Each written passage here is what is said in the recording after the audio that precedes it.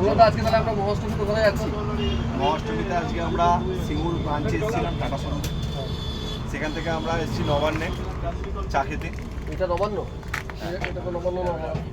দাদা এটাই আমাকে নবান্ন বলে, আমি তো চিনি না, আমি তো শ্রীরামপুরে বাস করি, আমি নবান্ন কোনটা চিনি না। পাশে নবান্নর হোটেল দেখতে পাচ্ছি, বাট আমাকে নিয়ে এসছে নবান্নর পাশে।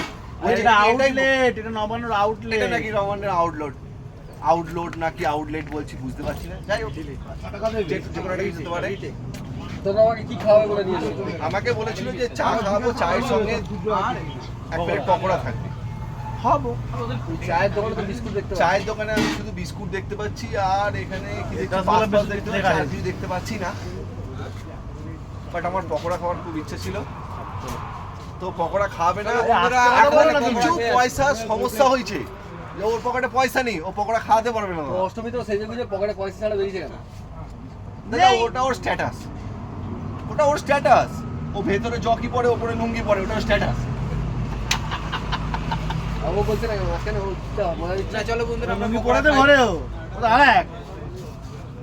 সকাল লুঙ্গি পরে দে, মুখ ভরে পড়ে দে। আমি হাফ প্যান্ট করি। তো ঠিক আছে, তোমাদেরকে সবাইকে শুভ মহাষ্টমী, প্রীতি, শুভেচ্ছা, অভিনন্দন। Thank you. Thank you. ভালো থাকো।